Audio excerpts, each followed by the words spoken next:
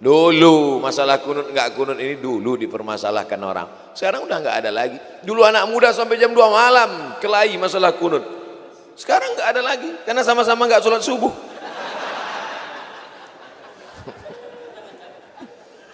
Nah, ujungnya dibesarkan supaya nampak tulisan ke belakang. Andai tidak kelihatan, ya dengar-dengar aja lah. Jangan lupa sebelum baca ayat Al-Quran, mohon perlindungan kepada Allah.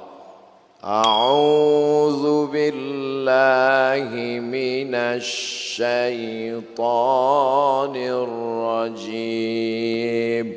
Tulisan saya sebetulnya bagus, tapi karena papan tulisnya goyang-goyang jadi jelek. Begitu cara mencari alasan.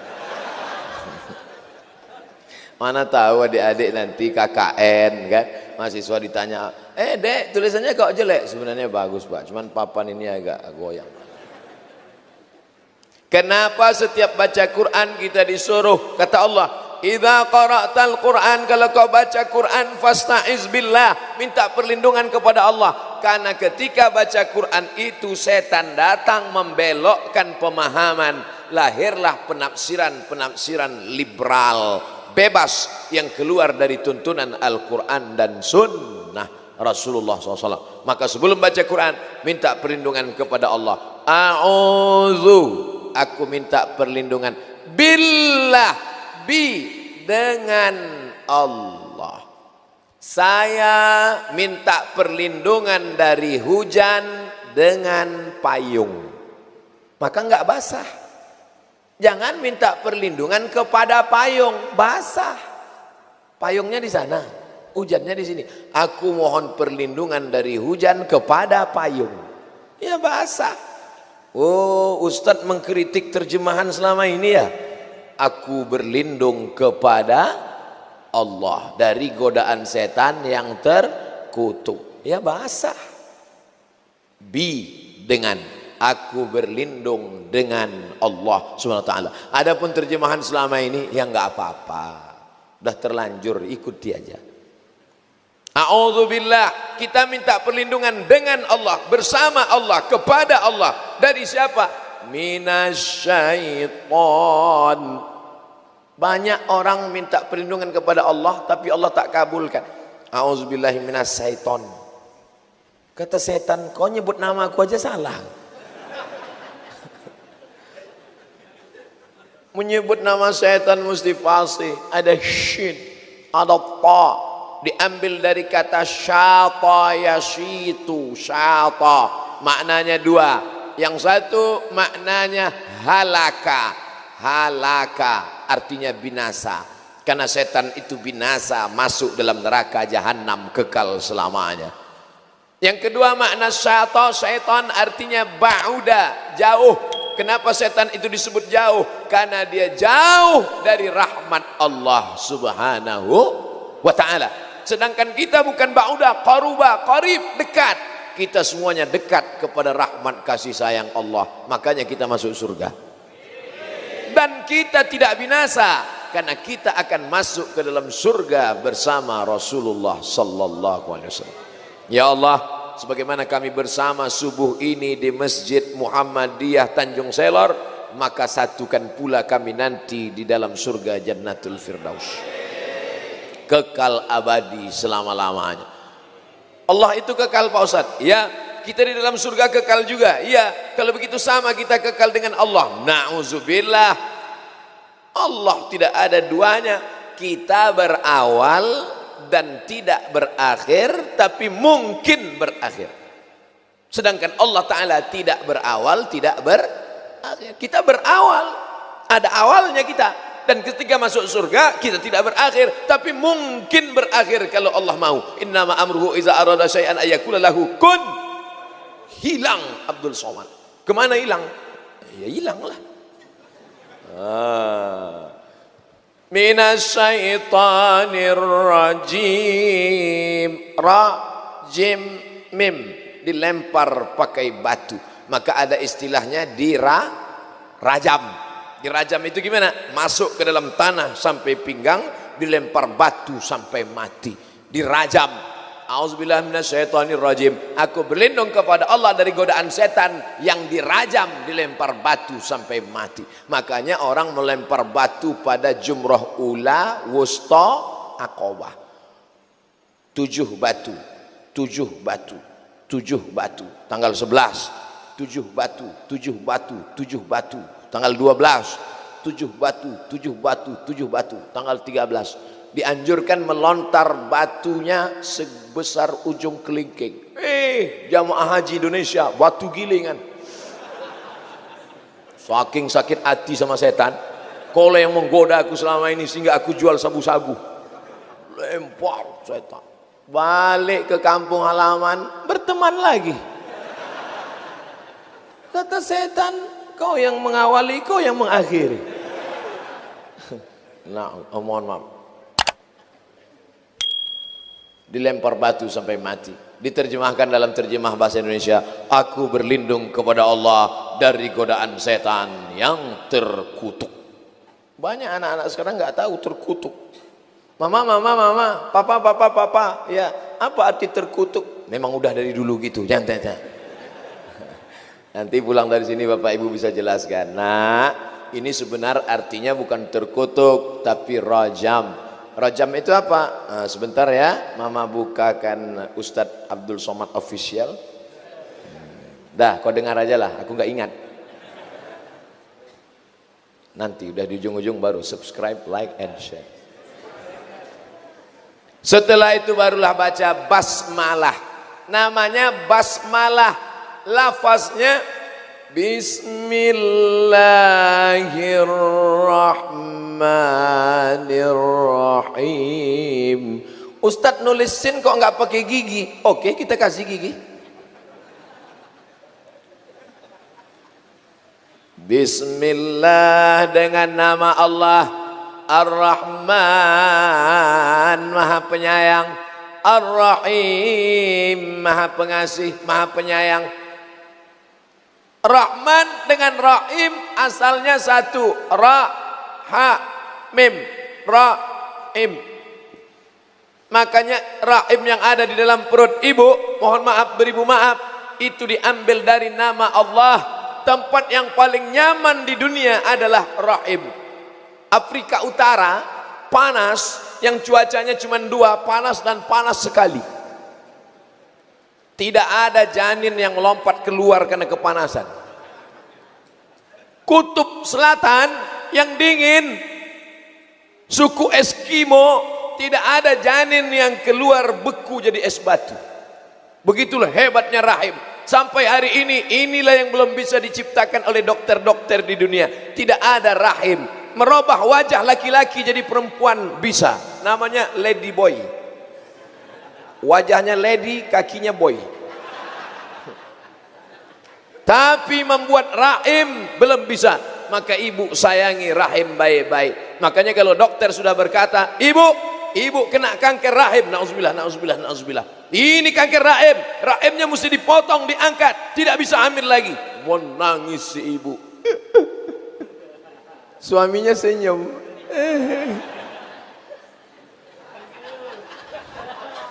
Ibu kalau mau tahu kenapa mereka senyum, tanyalah. Asalnya satu, tapi berubah menjadi 2. Satu Rahman, satu Rahim. Anak kita membuka Al-Quran. Mama, mama, mama, ayah, ayah, ayah.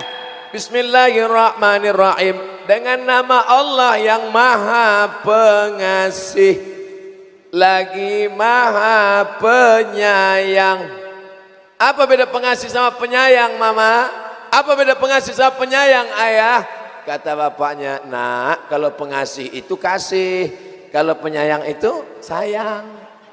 Penjelasannya, jangan tanya-tanya. Banyak tanya kata Ustaz masuk neraka. Rahman, semuanya dapat. Yang baik dapat, yang enggak baik dapat, yang sholat dapat, yang enggak sholat dapat. Makanya jangan heran kalau ada orang enggak sholat tapi kaya. Ada orang enggak puasa tapi rumahnya megah. Ada orang yang enggak pernah sedekah tapi mobilnya mewah. Karena dia dapat rahmat. tapi Allah hanya berikan ampunan dan surga ridhanya hanya kepada orang yang beriman dan beramal saleh. Rahim. Mudah-mudahan kita mendapatkan Rahman dan Rahim Allah SWT. Kalaulah bukan karena Rahman, sudah rata dunia ini dengan tanah. Seandainya Allah tidak punya sifat Rahman, itu ada orang tidak puasa, putuskan lehernya. Itu ada orang yang tidak sedekah, putuskan tangannya. Itu ada orang yang berzina, putuskan, habis putus semua. Tapi karena Allah masih Rahman, sama seperti ibu ternak ayam, ambil beras padi pagi-pagi, tebarkan semua beras. Ayam jahat dapat beras, ayam baik pun dapat beras. Malah yang paling banyak dapat beras adalah ayam yang paling sombong, yang paling kuat cotoknya, sampai kepala kawannya pun dia cotok juga. Dialah yang paling banyak dapat berasnya. Jadi jangan heran, Ustaz, kenapa dia itu enggak sholat, dia enggak puasa, dia enggak pernah pengajian, tapi dia kaya. Allah masih ulur, biarkan aja ulur, macam main layang-layang, ulur supaya makin tinggi nyangkutnya. Namanya bukan nikmat, tapi namanya istidraj. Enggak sholat tapi kaya, istidraj. Enggak puasa tapi mewah, istidraj. Waspada. Nah, dengan penjelasan ini clear, cair pemahaman kita. Ustaz Somad ceramah dari jam 6 akan berakhir jam 7 sesuai yang tertulis di botol 600 ml. A'udzu billahi minasy syaithanir rajim. Bismillahirrahmanirrahim. Membaca Fatihah diawali dengan bismillah. Ada 3 cara membacanya menurut mazhab Syafi'i. Cara membacanya dibaca jahar. Bagaimana cara baca jahar Fatihah? Bismillahirrahmanirrahim. Alhamdulillahi rabbil alamin. Menurut mazhab Hanafi dengan mazhab Hambali dibaca sir. Makanya Makkah, Madinah mazhabnya Hambali, baca sir.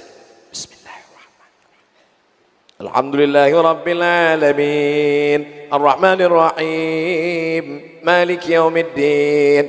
Menurut mazhab Maliki tidak dibaca sama sekali. Makanya Bapak Ibu nanti kalau sholat di Tunisia, Aljazair, Maroko, Mauritania, Andalusia, Sudan yang mayoritasnya mazhab Maliki, enggak pakai bismillah sama sekali. Allahu Akbar. Alhamdulillahi rabbil alamin. Tapi hanya pada Fatihah. Jangan nanti pas makan lupa baca. Nanti enggak baca bismillah, mazhab Maliki. Ini hanya pada Fatihah. Ini kadang orang ini udah ngaji tapi bukan nuntut ilmu, nyari-nyari dalil. Kalau dengan ngaji dapat ilmu, amalmu betul, lanjutkan. Tapi kalau dengan ngaji hanya pakai dalil untuk membela-bela diri walaupun salah, luruskan niat. Innamal a'malu binniyat. Udah jelas lupa baca doa. Ditanya, Papa enggak baca doa? Mazhab Maliki enggak perlu baca bismillah. Ini dalam Fatihah, brother. Baru kita masuk ayatnya. A'udzu billahi minasy syaithanir rajim. Bismillahirrahmanirrahim. Ya ayyuhalladzina amanu ittaqullah, yang selalu dibaca khatib pada hari Jumat. Kalau sampai khatib lupa wasiat takwa, maka batallah khutbah Jumat menurut mazhab Syafi'i, karena di dalam itu mesti ada wasiat takwa. Takutlah kepada Allah, jangan takut kepada jabatan, jangan takut kepada kekuasaan, jangan takut kepada kemiskinan.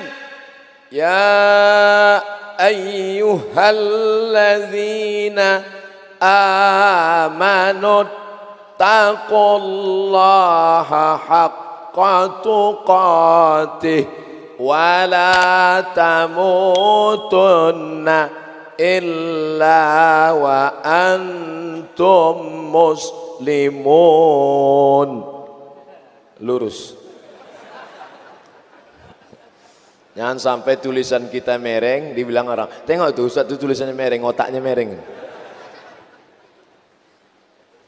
Ya ayyuhalladzina amanu, yang dipanggil Allah satu, orang beriman. Orang beriman itu disuruh apa? Ittaqullaha haqqa tuqatih, supaya bertakwa. Wala tamutunna illa wa antum muslimun, jangan mati kecuali dalam keadaan muslim. 3 kunci dalam hidup. Yang pertama, kau mesti iman. Iman itu artinya apa?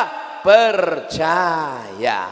Setelah kau percaya, maka kau mesti takwa. Takwa itu apa? Takut. Pak, ya, ada razia loh Pak. Di mana? Di dekat Masjid Ar-Rahman Muhammadiyah. Ada razia? Iya. Pak Kapolres beserta jajaran percaya bahwa ada razia, itu iman.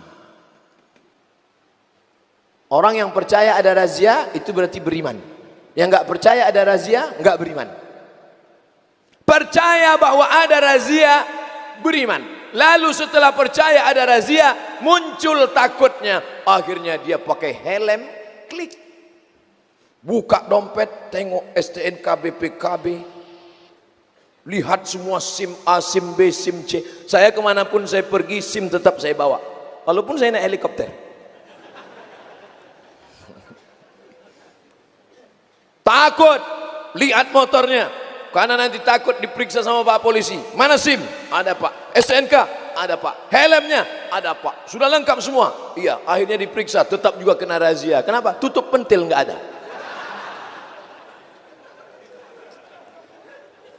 Munculnya rasa takut, sehingga dengan takut itu melengkapi semua syarat-syarat, disebut dengan takwa. Setelah percaya bahwa ada razia, lalu kemudian muncul rasa takut, menyiapkan segala peralatan, akhirnya motor pun dibawa. Bismillahi tawakkaltu 'ala Allah, la haula wala quwata illa billah. Langsung langsung baca Allahul Qayyum la ta'khudhuhu sinatun wala naum. Prit. Berserah diri kepada Allah itu disebut dengan muslim. Dari penjelasan yang simpel ini paham? Memang kalau belum sarapan susah paham memang. Oke, sekarang saya kasih ilustrasi contoh yang lain. Kalau ilustrasi contoh razia mungkin agak sulit memahami karena trauma pernah ketangkap. Kalau gitu kita kasih contoh yang lain. Oke. Pergi ke rumah sakit. Lalu dokter berkata, apa kata dokter? Bapak sudah kena penyakit diabetes meletus. Percaya pada ucapan dokter bahwa kita sudah kena diabetes meletus, percaya itu disebut dengan iman. Berarti orang yang percaya sama ucapan dokter, orang yang beriman. Percaya kamu tadi dokter mengatakan kamu kena diabetes meletus? Saya percaya. Katanya gula darahmu sudah 500, saya percaya. Mana buktinya? Saya nggak tahu, pokoknya percaya aja. Itu namanya iman. Dari ungkapan dokter kamu sudah kena penyakit, muncul rasa takutmu. Nanti kalau aku sudah kena diabetes, nanti gula darah masuk, nanti tangan maaf diamputasi, nanti lukanya tidak sembuh-sembuh. Ada namanya gula darah basah, ada namanya gula darah kering. Macam aki saja, aki basah, aki kering. Muncul takut. Dari muncul takut itu nggak berani minum kopi pakai gula, nggak berani minum teh pakai gula, nggak berani makan nasi banyak-banyak karena nasi itu juga ada gulanya, nggak berani minum, nggak berani makan sirup, nggak berani minum susu, nggak berani. nggak berani itu takut. Orang yang percaya pasti takut. Setelah dia tidak biasa, kalau minum pagi teh manis 2 sendok, siang kopi 2 sendok, malam susu 2 sendok, 1 toples untuk dia saja, habis semuanya. Tapi setelah diperiksa dia percaya kepada dokter, dan setelah percaya dia takut, maka setelah itu dia jaga. Dikasih minum teh manis, mohon maaf Ustadz, haram. Setelah dia berusaha rajin olahraga, tidak minum gula, tidak makan gula, setelah itu dia serahkan semuanya kepada Allah, dia menjadi orang yang muslim. Dari 2 contoh razia polisi dengan contoh ke rumah sakit, bisakah dipahami 3 yang terkandung dalam ayat ini? Bilang aja bisa, walaupun enggak, bilang aja bisa. Bapak Ibu yang dimuliakan Allah Subhanahu wa taala, pernahkah kita melihat Allah dengan mata kepala kita? Tidak. Tapi orang berkata, saya nggak percaya sama Allah Pak Ustaz. Kalau memang Allah itu ada, mana dia? Aku mau lihat dengan mataku. Mana? Nanti kalau ada orang nantang gitu, tempeleng makan, kelopak. Tapi yang kecil, yang besar jangan. Yang kecil-kecil, yang kurus-kurus. Wah, habis itu dia marah kan? Kenapa kau marah? Saya marah. Mana marah itu? Tunjukkan, mana? Bisa kau tunjukkan marah itu? Ini saya marah ini. Itu ekspresi, brother. Marah itu ada di dalam. Marah, cinta, benci, suka, tak bisa ditunjukkan. Makanya ibu tidak percaya sama bapak bahwa bapak cinta pada dia, karena cinta tak dapat dilihatkan. Apakah cinta itu yang lalu ditembak itu? Bukan. Cinta tak dapat digambarkan. Karena tidak dapat digambarkan, itulah orang mengungkapkan dengan kata iklan pasta gigi, speak up, ngomong, bicara, ungkapkan dengan kata-kata. Apa maknanya? Ada. Kalau orang mengatakan saya baru percaya kalau bisa dilihat oleh mata, bisakah engkau melihat wajahmu sendiri? Tolong yang bisa melihat wajahnya angkat tangan. Mana ada. Orang baru bisa melihat wajahnya setelah kamera selfie. Hilang pula. Dari mana asal muasal selfie ini? Orang berada di bawah pohon rindang. Di bawah pohon rindang ada kolam. Lalu kemudian dia berhenti berteduh di siang hari yang panas, berhenti di bawah. Dia lihat wajahnya di kolam. Awalnya dia takut, dia sangka jin. Rupanya wajah dia.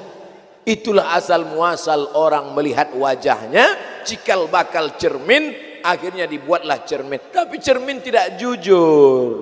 Cermin tidak jujur memperlihatkan wajah kita. Kenapa? Telinga kanan nampak di sebelah kiri. Yang paling jujur menceritakan diri kita adalah kawan-kawan, teman-teman, sahabat kita. Yang paling jujur adalah jamaah Masjid Ar-Rahman Tanjung Selor. Mereka akan berkata, Ustaz Somad, pecimu miring ke kanan. Lurus. Ustaz Somad, sorbanmu panjang sebelah. Ustaz Somad, singletmu kelihatan. Apa maknanya? Jangankan mau melihat Allah, melihat wajah kita sendiri pun kita perlu bantuan cermin. Masuk koper kita ke dalam kotak di airport, namanya X-ray. Masuk ke dalam, bisa petugas itu melihat. Petugas tertulis absek. Tak apa kepanjangannya. Masuk koper kita, bisa terlihat. Bapak bawa air minumnya. Enggak ada. Ini ada 1 botol. Lupa. Keluarkan Pak. Dari mana dia tahu? Ternyata ada cahaya X-ray. Coba kita buka itu kotak, mana cahaya? Enggak kelihatan. Kalau cahaya saja tidak kelihatan, apalagi cahaya di atas cahaya. Nur ala nur. Orang barat berjemur di pantai Kuta, Bali. Untuk apa mereka berjemur di pantai? Mau cahaya ultraviolet masuk ke kulitnya. Mereka mau hitam. Makanya bapak yang istrinya sudah hitam, berbahagialah. Enggak perlu membawa ke Bali untuk hitam. Orang barat bayar visa naik pesawat cuman mau hitam. Dia belum berjemur udah hitam.